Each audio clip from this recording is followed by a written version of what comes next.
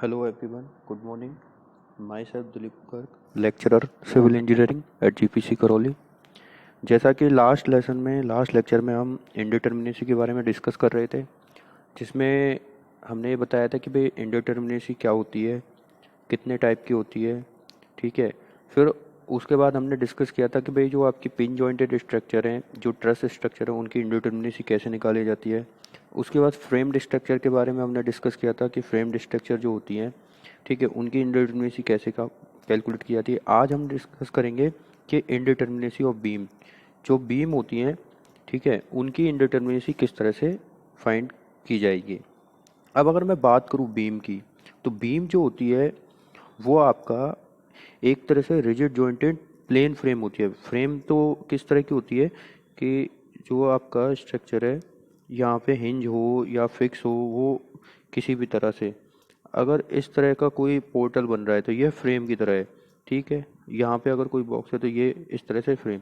अब फ्रेम में क्या होता है कि जो लोडिंग है वो बीम पे लगती है, ठीक। इस तरह से अगर मैं बात करूँ इसको, अगर मैं बीम बना दूँ, एक सिंपली सपोर्टेड बीम बना दूँ, तो बीम पे लोड लगेगा। लेकिन ट्रस में क्या होता है, जैसे अगर मैं ट्रस स्ट्रक्चर की बात करूँ तो ट्रस में क्या होगा, जो लोड है वो जॉइंट पे लगता है, लेकिन फ्रेम में क्या होता है, जो लोड है वो बीम पे लगता है। अब जो ये बीम है, ठीक है, ये एक फ्रेम का ही टाइप है। रिजिड जॉइंटेड होती है फ्रेम हमें, लेकिन इसमें तो ये क्लोजली बंद होती है, ठीक।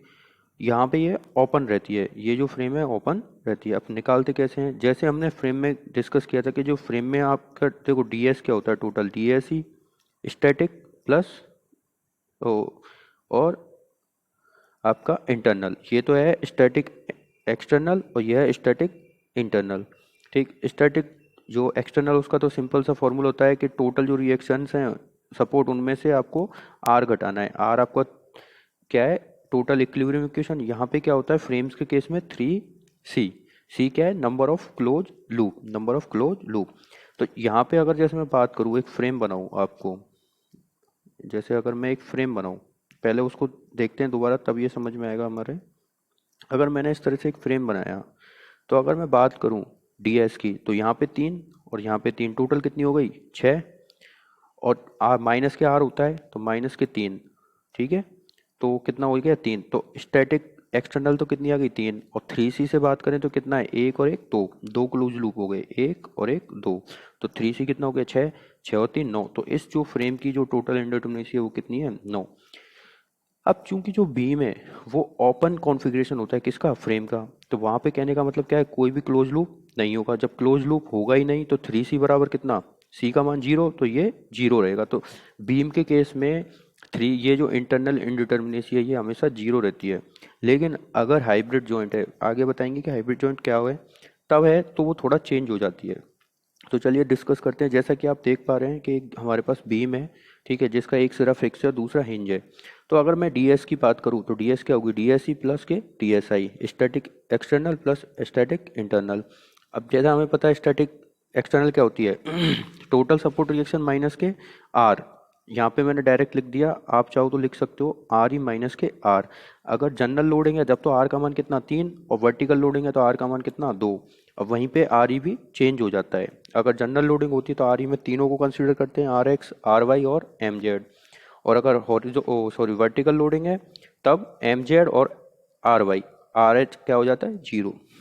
फिर इंटरनल इंडिटर्मिनेसी की बात करें तो 3C बराबर 0। 0 क्यों, क्योंकि ओपन है, यहाँ पे कोई क्लोज लूप है नहीं, तो सी का मान हमेशा क्या रहेगा 0। तो जो हमारी डीएस है, जो हमारी डीएस आई है वो कितनी आएगी, आर ई माइनस, अगर मैं जनरल फार्मूला बात करूँ तो कितनी आएगी, R E minus R, R E minus R. यहाँ पे 3 लिख दिया डायरेक्ट, कोई दिक्कत नहीं है। अब ये तो कब है कि कोई हाइब्रिड जॉइंट है। हाइब्रिड जॉइंट का मतलब ये है कि इस बीम के बीच में कोई इंटरनल हिंज, लिंक, रोलर या एक्सियल थ्रस्ट, इस तरह से कोई भी रिलीज नहीं है। अगर मैं जैसे दूसरा एग्जांपल बात करूं, अगर मैं इसी बीम को लेट से, जो हमारी ये वाली बीम है, अगर मैं इसको इस तरह से ड्रॉ कर देता, यहाँ पे एक इंटरनल हिंज दे देता, तो ये जो है ये तुम्हारा एक एक्स्ट्रा जॉइंट बन गया, जिसी को कहते हैं हाइब्रिड जॉइंट। यहाँ पे क्या होता है, एक एक्स्ट्रा इक्विलिब्रियम इक्वेशन हमें और प्रोवाइड हो जाती है। तो इसको हमें टोटल इनडिटर्मिने ये क्या कर रहा है, इनडिटर्मिनेसी को कम करता है, इसलिए इसको हटाना पड़ेगा, घटाना पड़ेगा। तो जैसे अगर हाइब्रिड जॉइंट है तो वो आर ई माइनस क्या है 3 और minus R R, R R क्या है, आर आर है हमारा total number of internal reaction release, मतलब कि कितने नंबर आपने जो आंतरिक प्रतिरोध है इंटरनल रिएक्शंस हैं उनको कम किया है, उनको घटाया है। ये आपको एग्जांपल से और अच्छा समझ में आएगा दोस्तों। जो नेक्स्ट अगर हम जैसे अगर इसके बेसिस पे एग्जांपल्स की बात करें, 2-3 एग्जांपल सॉल्व करके देखते हैं। जो पहला एग्जांपल आप देख पा रहे हो भाई, सपोर्ट ए हिंज है, सपोर्ट बी रोलर है, सपोर्ट सी रोलर है और सपोर्ट डी क्या है, फिर से हिंज सपोर्ट है।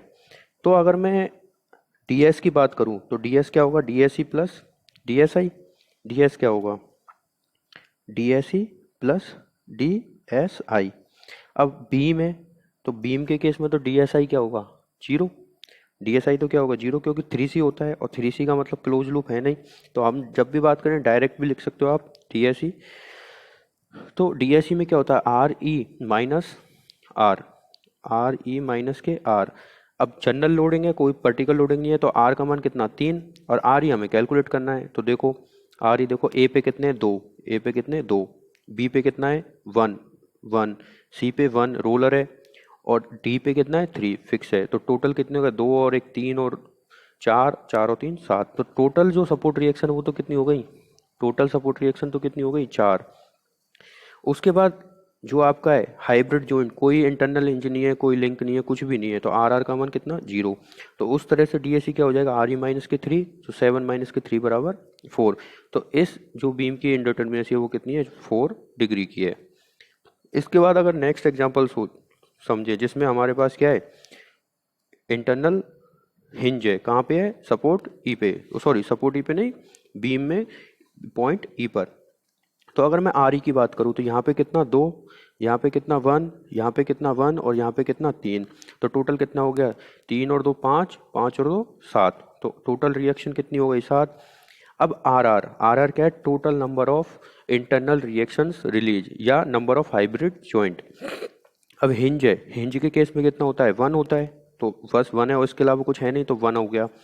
डी एस आई हमेशा 0, क्योंकि 3c बराबर 0, क्यों, क्योंकि कोई क्लोज लूप है नहीं। तो डी एस कितना बचाएगा, डी एस आई के बराबर और डी एस सी के बराबर। तो are E minus general loading है 3 माइनस आर आर, तो आर ई कितना 7, 3 तो हमारा टोटल इक्विलिब्रियम इक्वेशन हो गई और आर आर कितना है 1, तो 1, तो टोटल कितना बच गया ये 3।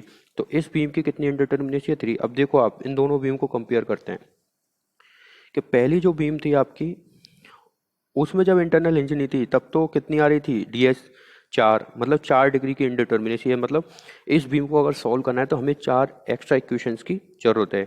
अगर वहीं आपने एक सिंपल हिंज प्रोवाइड करा दी तो वहाँ पे कितनी रहेगी 3। कहने का मतलब अब हम 3 इक्वेशन से काम कर सकते हैं। तो इससे आप देख पा रहे हो कि जो इंटरनल हिंज है उसने क्या किया, एक इक्वेशन को कम कर दिया, मतलब उसने एक सॉल्यूशन हमें और प्रोवाइड करा दिया।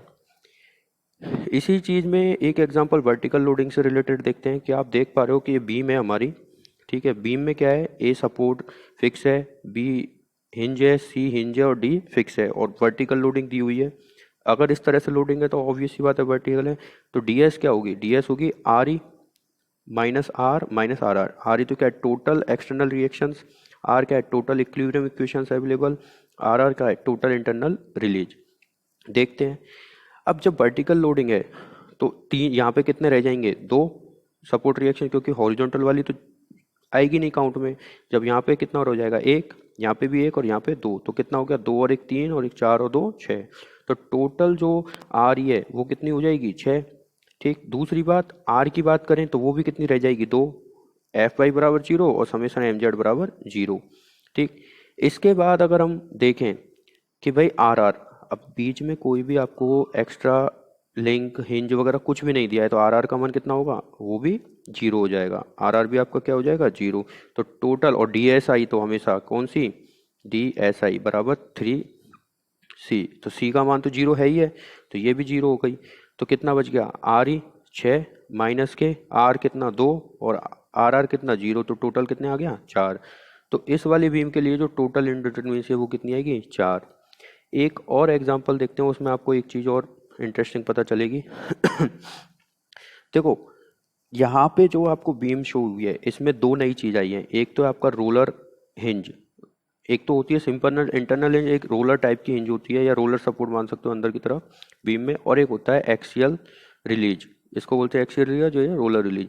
अब जैसे अगर ये यहाँ पे हिंज होती तो आप हिंज को इस तरह से दिखाते, ठीक है, सिंपली, ठीक है, तो ये आपकी हिंज नहीं है, ये आपकी हिंज है। अगर आपकी बीम में इस तरह से कुछ भी अरेंजमेंट है, एक बीम ऊपर की तरफ चल रही है और एक नीचे की तरफ, तो ये आपका रोलर रिलीज है, ठीक है, और ये एक्सियल रिलीज है, यहाँ पे एक्सियल फोर्स 0 होता है, ठीक है। तो अब देखते हैं तो अगर मैं बात करूँ ए पे कोई लोडिंग नहीं है तो जनरल लोडिंग हुई, तो यहाँ पे 3, यहाँ पे रोलर सपोर्ट मान के इसको 1 मत काउंट कर लेना, ये रोलर सपोर्ट नहीं है, ये रिलीज है। ये क्या है, रिलीज, तो यहाँ पे एक्स्ट्रा इक्वेशंस मिलेंगे हमें, ये भी रिलीज है, ये भी एक्स्ट्रा इक्वेशंस प्रोवाइड कराएगा। तो 3 तो यहाँ पे रिएक्शंस आई सपोर्ट, और 3 ही यहाँ पे क्योंकि फिक्स है, तो टोटल रिएक्शंस कितनी हो गई, 3 तो ए पे और 3 ही डी पे, टोटल 6। अब बात करें आर की, इक्विलिब्रियम इक्वेशन जनरल लोडिंग के लिए कितना होता है, 3। अब दूसरी चीज है R R, number of release.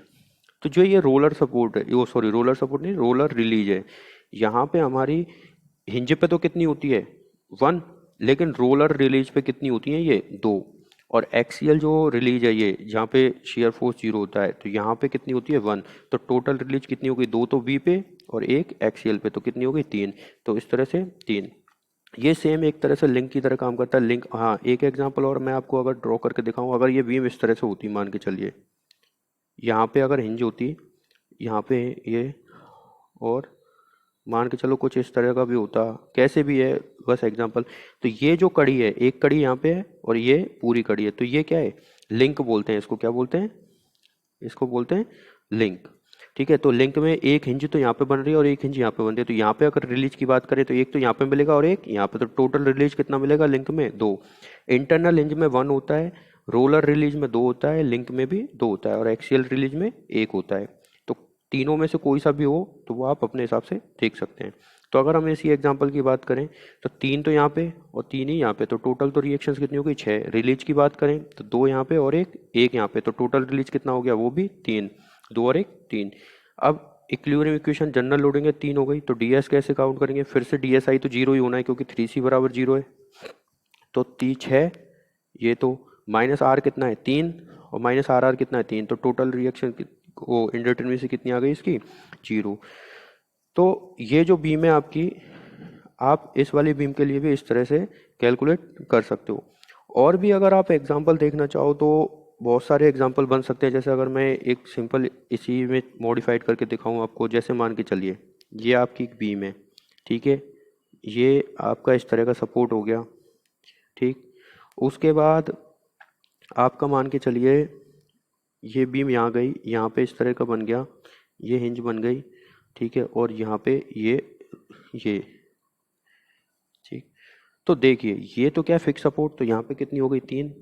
ये रोलर रिलीज है ना कि सपोर्ट, तो यहाँ पे बाद में देख लेंगे हम जब रिलीज की बात करेंगे, ये भी लिंक का एक पार्ट है तो ये भी रिलीज देगा। अभी हम रिएक्शंस की बात कर रहे हो, ये क्या है आपका रोलर सपोर्ट, तो यहाँ पे कितनी बनेगी, 1, यहाँ पे कितनी बनेगी, 1।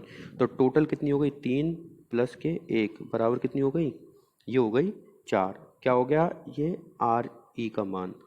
अब जनरल लोडिंग है, जनरल लोडिंग है, तो आर कितना, आर कितना, आर हो गया कितना आपका, 3, आर कितना हो गया, 3, ठीक है। उसके बाद अगर जैसे मैं बात करूं, उसके बाद मैं अगर बात करूं किसकी, चलो एक एक काम करते हैं, अभी इसमें से एक ही चीज़ को काउंट करते हैं हम, ठीक। जैसे दूसरा एग्जांपल देखते हैं एक बार, ये मान चलिए इसी में काउंट करते हैं, ये है आपका ये यहाँ पे इसी से रिलेटेड एग्जांपल देख लेते हैं, उस वाले को रहने देते हैं।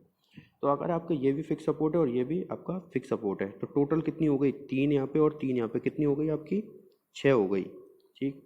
अब अगर आपने जनरल लोडिंग शो की, जब तो आप कितना लोगे, 3 लोगे, तो मान चलिए आपने जनरल लोडिंग ही शो कर रखी है, तो माइनस के 3 जनरल लोडिंग के लिए हो गई, ठीक।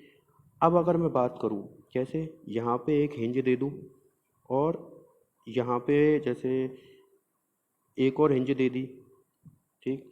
तो अब हमारे पास रिलीज कितनी हो गई, एक तो यहाँ पे रिलीज हो गया और एक यहाँ पे रिलीज हो गया, तो टोटल रिलीज कितने आए, 2। तो अब कितनी आई, 3 और 2 5 माइनस ये 1, ठीक। तो अब इंटरनल रिलीज कितनी आई, सॉरी, इंटरनली टोटल इंडिटरमिनेसी कितनी आई, 1। अब इसी एग्जांपल को थोड़ा सा और मॉडिफाइड करते हैं, देखिए कैसे। ये यहाँ पे हिंज दे दी, ये लिंक गई, ये हिंज है बीच में, ध्यान रखना ये हिंज है, और ये आपका इस तरह से, ये वाली जो लिंक है वो मैंने यहाँ पे दे दी और इसकी जगह मैंने इंटरनल हिंज दे दी। तो 3 यहाँ पे और 3 ही यहाँ पे, टोटल कितने हो गया, 6। वर्टिकल लोडिंग है नहीं, कौन सी है, जनरल, तो फिर रिलीज की वो इक्विलिब्रियम इक्वेशन कितनी आएंगी, 3।